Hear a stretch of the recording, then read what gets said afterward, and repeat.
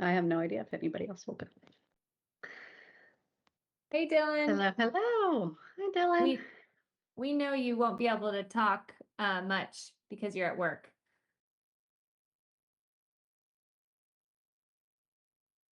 Well, Emma, if you want to go through what you're going to do at the council meeting, I also think that would Sure. be fine. I Yep. doubt Dylan would mind, but you can always just use this time that's best for you. That sounds great. Yes, I am. So this will be casual, and I'm still kind of catching up on final statuses of things. So I have our bill tracker uh, live here, and I may have to search for things, but um, there are kind of three big categories of bills that I have figured out, kind of describe the ones that we tried to get most involved in and follow. There's several bills that fall into kind of the category of child welfare or DCS related issues. Hello, Jolene, welcome. So for kids in state custody with intellectual and developmental disabilities, various pieces of legislation that would impact that population that we have had meetings about or provided input on, and then several bills related to behavior issues and behavior supports in public schools that we have been involved in and following, and then kind of a more general catch-all of like bills related to vehicles and driving and folks with drivers and passengers, folks with disabilities, and then some random lower priority bills that we try to keep an eye on too, that I am going to do my best to be prepared to answer questions about, but we weren't quite as involved in. So I can start with any of those categories, but I will also tag in Jolene and Lauren because they have also been heavily involved in representing the council and giving feedback on those bills and having meetings with legislators and sponsors and other advocacy organizations on those bills. But I'll go ahead and kick us off. And actually, I might just pause and explicitly invite you, Dylan, if you have any questions or bills that you would like to hear us talk about, I am happy to do that. But until I hear otherwise from you, I will just run through my spiel. He texted me that he's only going to be able to monitor, like listen and not respond. So you go ahead, Emma. Beautiful. Perfect. Just fine. Thank you. This is indeed good practice then for for our committee meeting. All right, well, we can start with the child welfare category. So there are three bills there that I have on our list. So there was one effort that Lauren had been invited by the Children's Hospital Association of Tennessee to help draft this bill that really aims to encourage the Department of Children's Services and the Department of Disability and Aging to coordinate and collaborate in specific structured ways when it comes to supporting children with intellectual and developmental disabilities who are in state custody. This arose out of the children's hospitals seeing a lot of kids with IDD in state custody who were cycling through their ERs, and some really concerning patterns that they were noticing and trying to get persistent issues addressed, and just ran into a lot of barriers. And so long story short, and several months of that effort later, the bill itself has passed. Is that accurate, Lauren? It at least passed the Senate. Yeah, we would have to double check the status, Yes. but right before. But yes, it's as good as passed. Yeah. but it got significantly amended. So right now, the only requirement in that bill is for a report to come out um, through the Department of Children's Services and Disability and Aging um, in February of next year, I believe, maybe January of next year, to the legislature um, about kids with IDD in state custody and how the agencies have worked together. But the bulk of the bill that had been its in its original form, that was laying out really um, structured areas that they would have to collaborate together. Those have now been, the legal language has now been changed to kind of suggesting or recommending that the agencies partner together, but doesn't have a lot of teeth. Lauren, anything you'd like to add about that bill before I move on? Okay. Hello, Blake. Welcome, welcome. I'm treating this as a little bit of my committee, public policy committee practice. So feel free to stay off camera and just listen or chime in with any questions or anything you'd like. Then there was what's called an administration bill. So it came from the governor's office and the Department of Children's Services. It is the shorthand in the media and in advocacy circles, it was calling it the Child in Need of Heightened Supervision Bill. So it is still active and moving through, but expected to pass.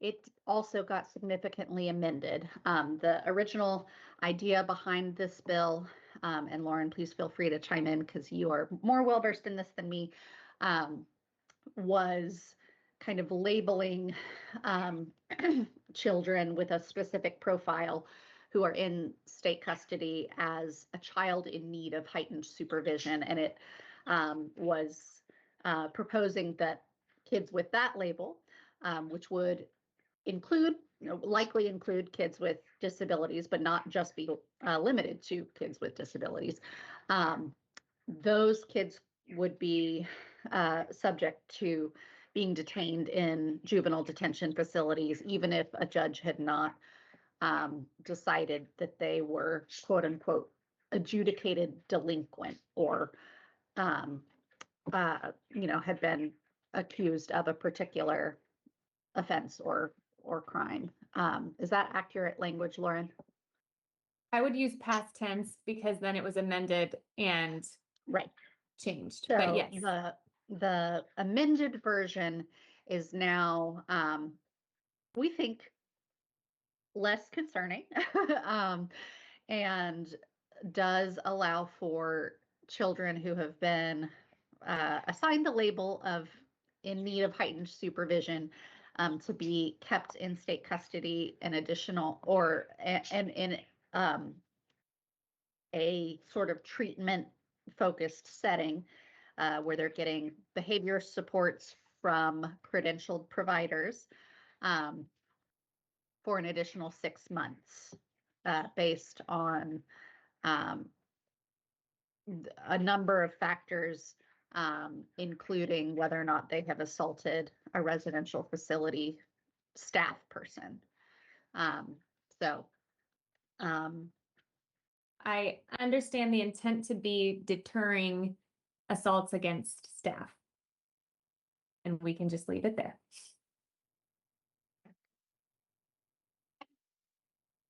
Because we Lauren, all know that won't work. Lauren, I am not caught up in, I don't know anything yet about the development of the statewide county level quality monitoring DCS program or the status of that bill. One of my notes here is I think even though I don't want to belabor a bunch of text that especially that we would have to update before the council meeting, I do think bill numbers. So because people will immediately ask. So but I have on my list to make sure we're up to speed on all of these. But I don't have the bill number in front of me. So if you want me to look it up real quick, I can while you go on to the next, but Otherwise, I'll just do it before the council meeting.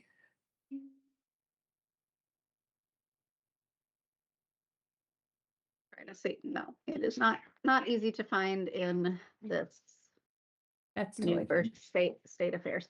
Then we have a whole pile of bills related to behavior issues or behavior supports in public schools. So the one that has gotten a ton of media attention is policies related to the threats of mass violence. And so, as I think most folks know and have heard from news reports, many students with intellectual and developmental disabilities have gotten caught up in conflicting laws around preventing threats of mass violence, whether or not those threats were credible, meaning that a student has the ability to carry them out or not. And so disability advocates were really intent on trying to address any of the harm that could be addressed by a few different laws on the books that were dealing with students who make threats of mass violence. So one solution that has now passed is, and I'll find a bill number, but the bill that was really requiring or forcing school staff to report each and every threat, whether or not they believed it was a credible threat to law enforcement. Language has now been added to that part of the code that requires it to be considered a credible threat. So I think there's still a lot of open questions about how this will impact the number of students being affected by this kind of current trend of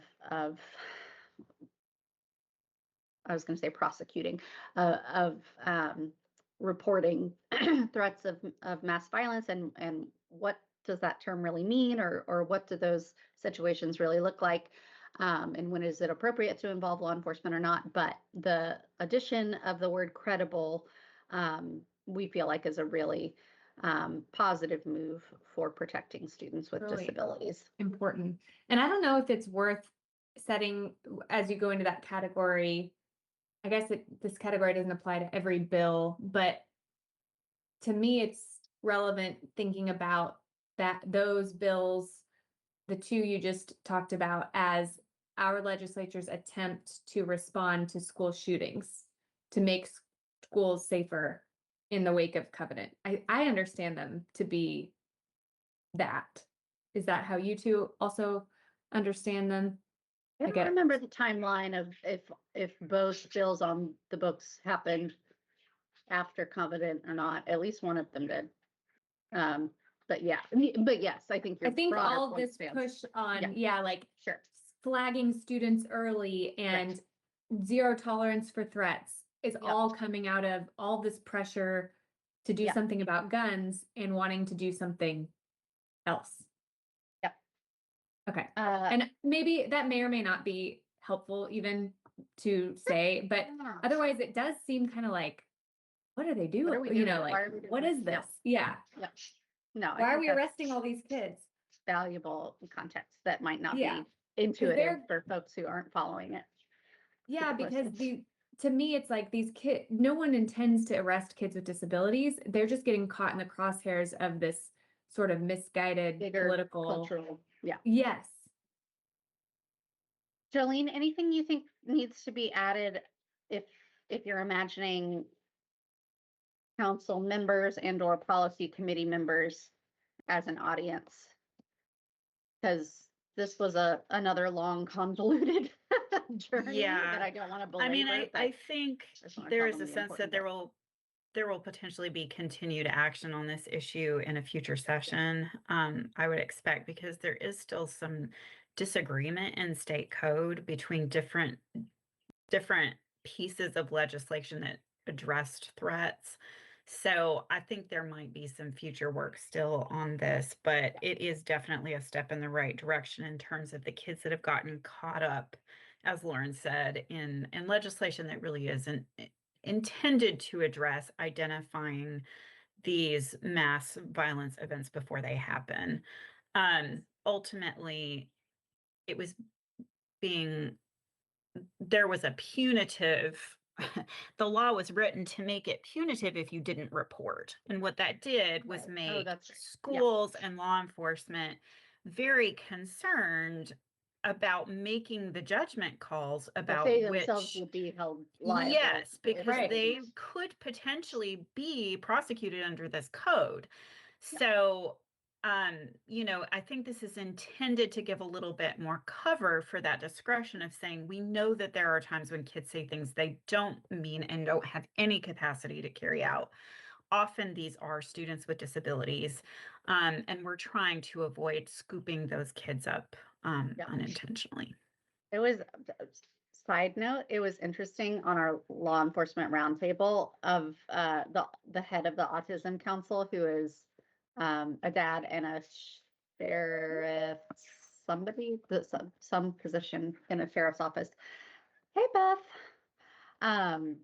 He said, actually, we just found out that that the threats of mass violence law, it has an exception for students with intellectual disabilities, so they shouldn't even be getting arrested. It's like, well, it's a bit more, it's a bit stickier than that, and I can tell you that there are kids with ID who are getting arrested despite it being clear to everyone in the school building and the SRO and the DA that that person has an intellectual disability, but also there's conflicting guidance in state code, and it's like, I don't know, it was presented as like, I'm not sure what you guys are worrying about after all, and that intellectual disability is not the full spectrum of students with IEPs whose words and actions are influenced by their disability. So anyway. And ultimately, when there is a punitive, when there is in code a prosecutable offense for not reporting, it makes it very likely that if there's any question at all, or sometimes even when there's not really a question, the erring is going to be on the side of reporting because you've introduced that fear. And so I think the intent of adding the word credible is, again, to try and clarify that a bit so that people are feeling less pressure to report in cases where they don't believe the threat was credible. The code did include an exception for students with intellectual disabilities, but again, like there was a lot of fear that because there was no other qualifier, that potentially somebody could be held liable for not reporting, even in a case where an intellectual disability was on the record or suspected. And like you said, the spectrum of disability is much broader than intellectual disability in terms of what could affect how a student communicates in times of stress. So There's a couple of other bills I will mention super quickly that kind of fall into a similar category. There was a bill that failed or was taken off notice that would require psychiatric evaluations for for students who had been suspended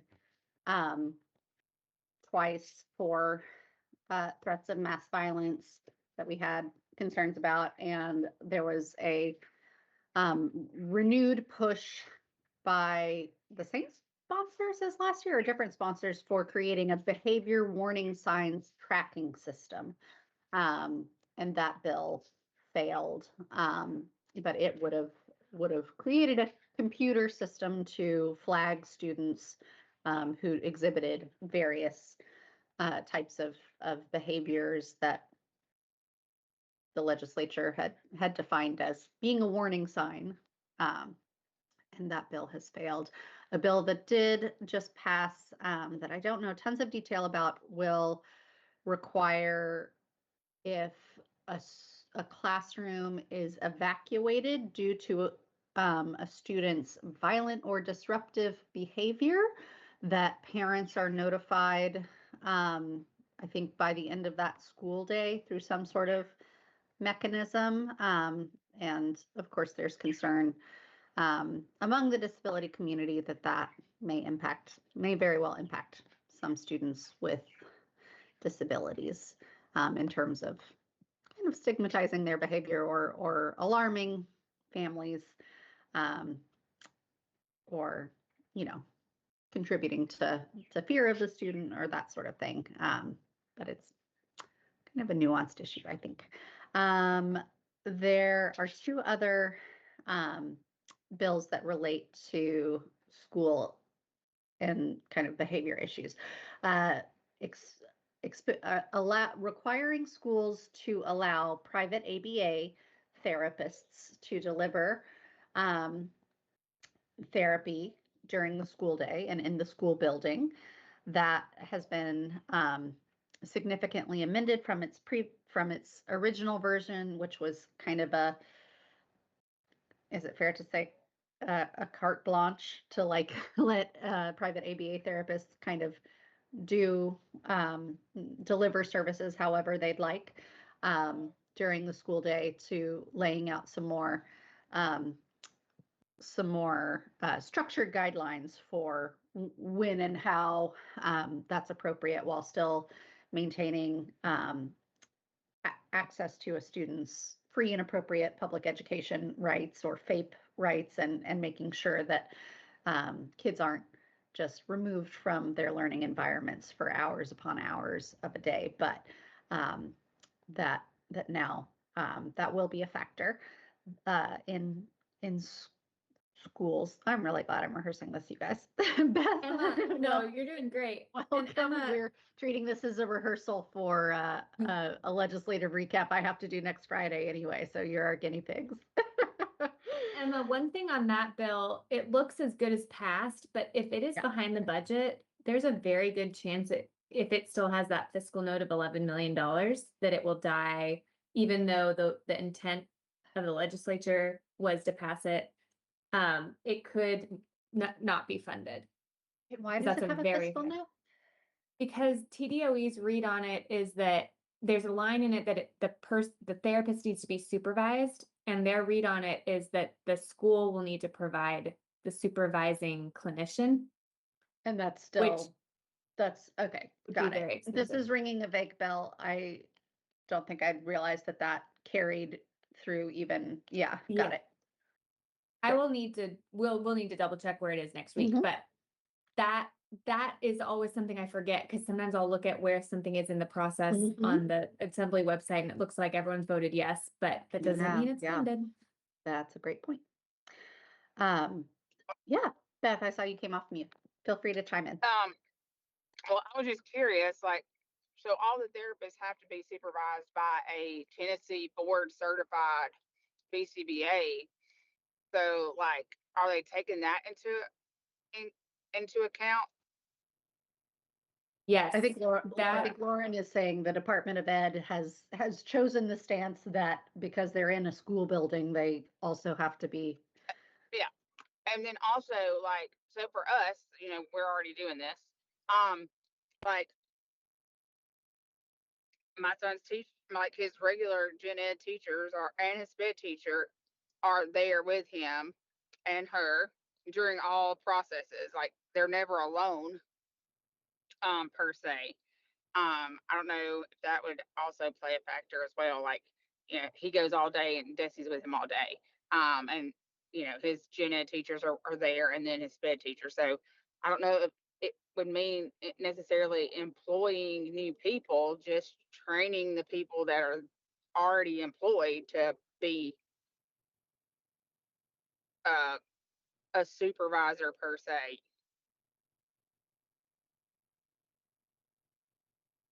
That's a great question. I don't know the answer to. Beth, will you repeat that? So, so Sawyer is in gen ed and he's pulled for ELA and math to the SPED classroom. But when he's receiving his services, they're in the classroom to mitigate the behaviors for him to be able to have meaningful inclusion and to be able to remain in the classroom. So the people that work for the school currently are who supervises them when they're Mm, in that classroom. So like it would I don't feel like you necessarily need to hire new people. You just have the people okay. that are already there.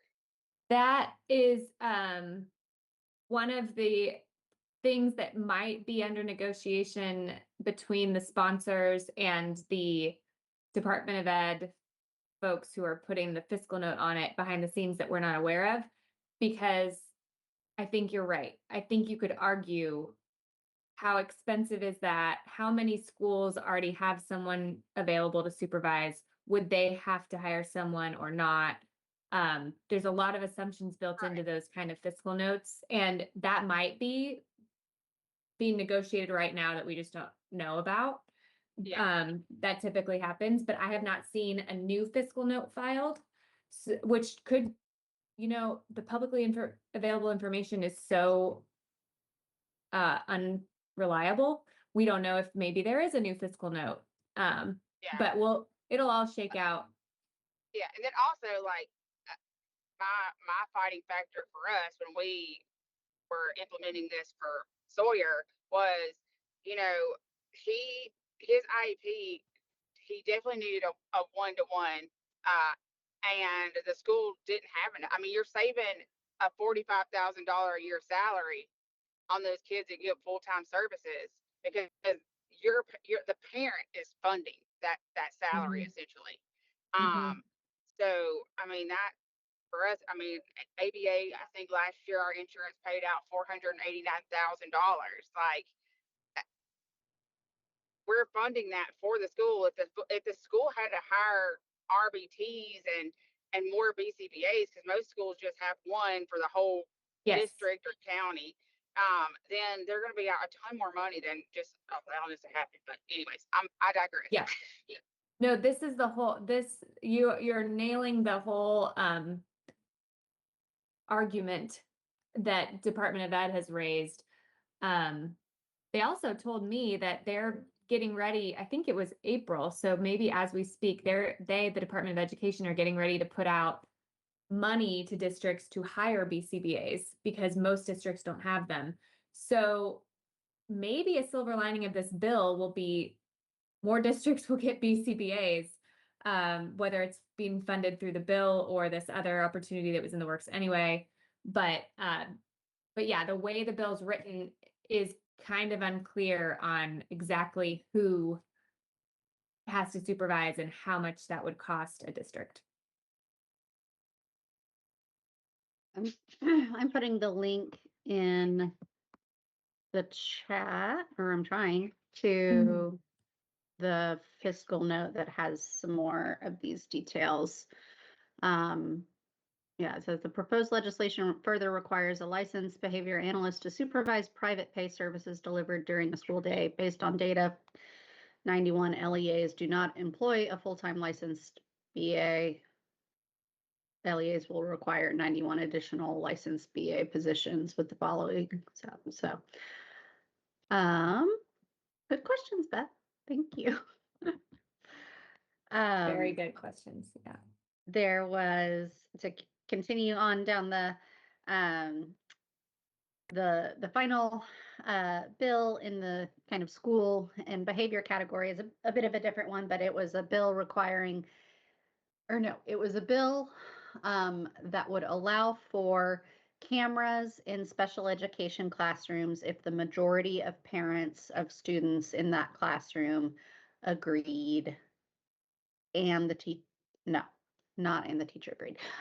So this was a bill brought by sponsors to address family concerns and experiences of students who can't communicate if they're, being harmed or abused either by educators or other students, to have footage in an effort to protect students or find out if a student is harmed, what has happened. The bill was amended and included at the request of educator, teacher groups that would allow teachers to access the footage if they believe that they have been assaulted by a student, and that brought up a lot of concerns for disability advocates that it could lead to more like a lot of these bills, more criminalization of students with disabilities. I think it presented a lot of kind of legal uncertainty about in what scenarios would the footage and students' privacy rights be protected, and when students might be at risk of being prosecuted now with footage, with video evidence of if a teacher wanted to press charges about being harmed. And so that bill was taken off notice, I think, in due large part to those concerns, but sponsors have indicated that they may pursue it again next year. Any questions about the school behavior, kind of that whole bucket of school and behavior related bills before I move on?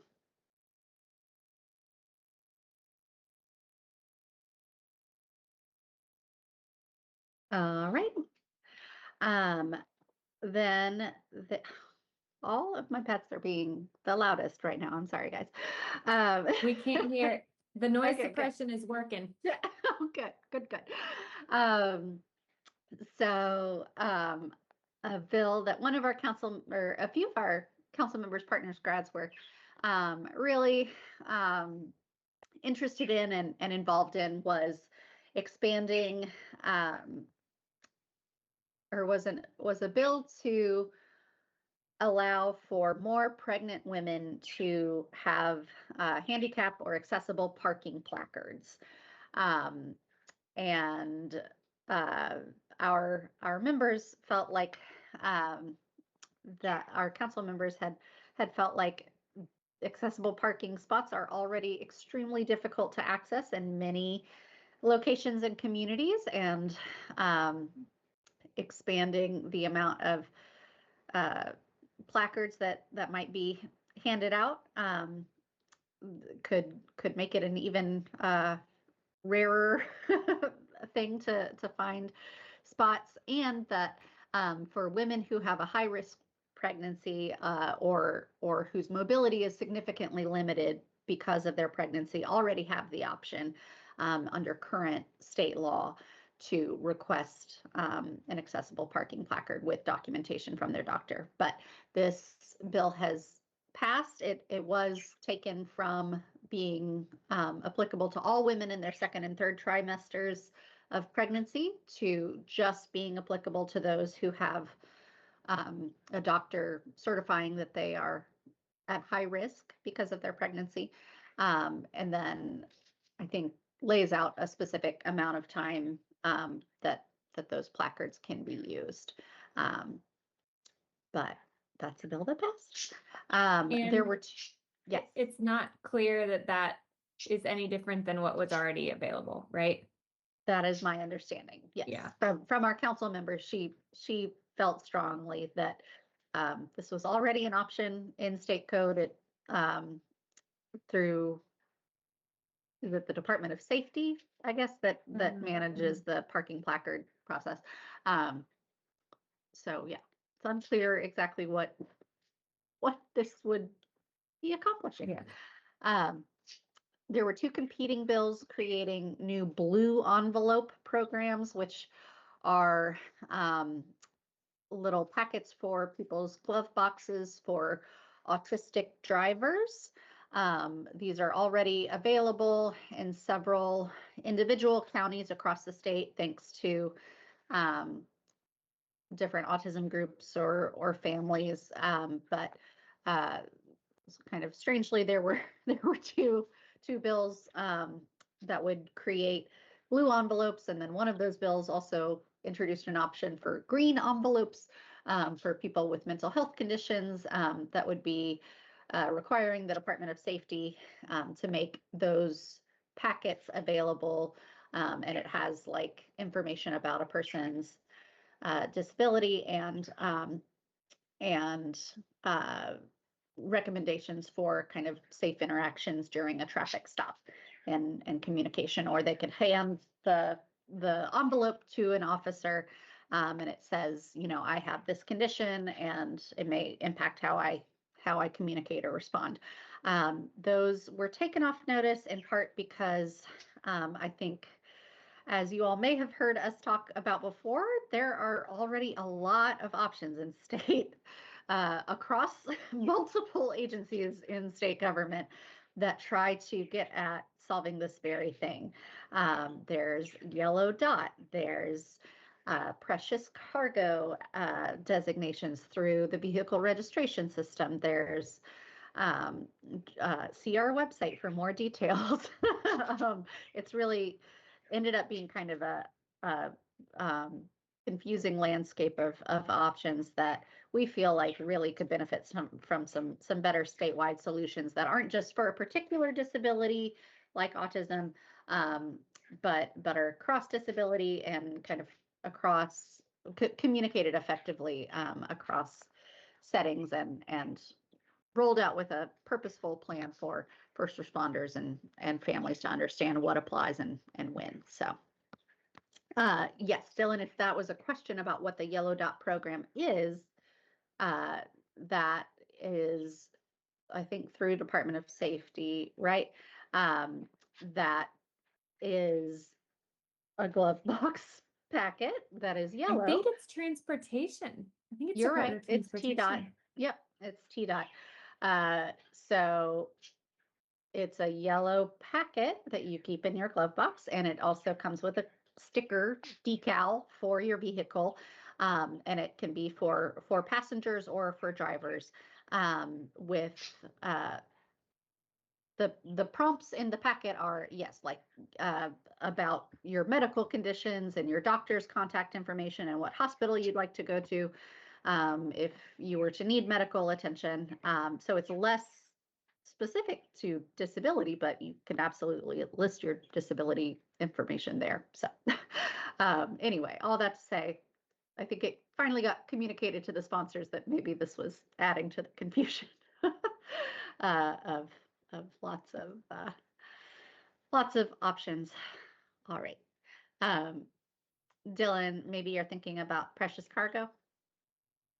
That is also yes, and a program that has gotten a renewed kind of public awareness push, and is still being expanded in state law to apply to even more disabilities. So stay tuned for hopefully some better solutions and developments later. There were two bills related to adult changing tables at TDOT, Department of Transportation West stops. So one passed, the bill requiring that when a rest stop has an adult changing table sign, or I'm sorry, when a rest stop has an adult changing table, their sign needs to indicate that so that drivers know, and that the website about rest stops needs to list where those are. A related bill that would require all rest stops to have family restrooms, which is kind of a prerequisite for installing an adult-sized changing table, had a big fiscal note and did not pass. I think that is where I will stop. I have a few other bills that I could talk about, but any questions, comments from staff, any reactions or bills that you think like, oh, I feel certain that the council members in the room will ask about X, Y, or Z, or you guys should talk about this bill? Is it Those are just kind of my me, or opinions do you for once. guys, maybe it's because of household conversation or in my house, but employment. Education freedom scholarships are just feel like such a hot topic. I can try to have a 2-sentence summary of that, Emma, in case that comes up.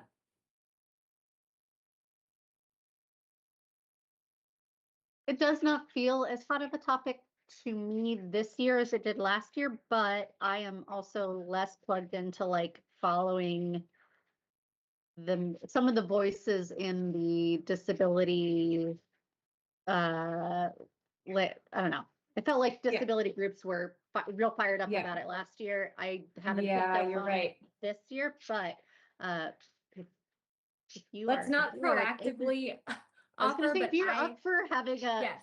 a mental 2 sentence explanation Yes. of how many vouchers got expanded and, you can kick Yeah. that to me. And then this is weedy, but we aren't really talking about the cleanup bill that Needy yeah, either inadvertently contributed to Yeah. or it was a total coincidence. Yeah. That it's kind of a cool, to me, it's kind of a cool story. I don't know if timing wise it makes sense, but Yeah. you know, we The- were able to plug in her idea.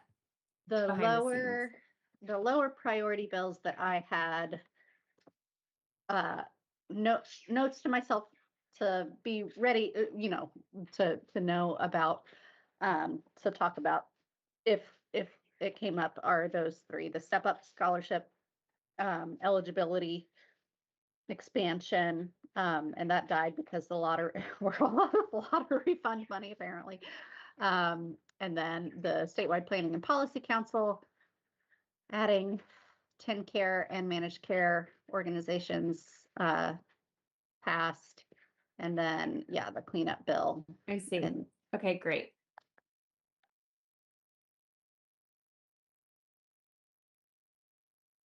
Awesome. well, thank you for being our test case, Dylan. That was a good rehearsal for me to figure out what I'm comfortable rattling off information about and what I don't know about really enough about. Staff, any comments, questions, feedback? You're going to be great.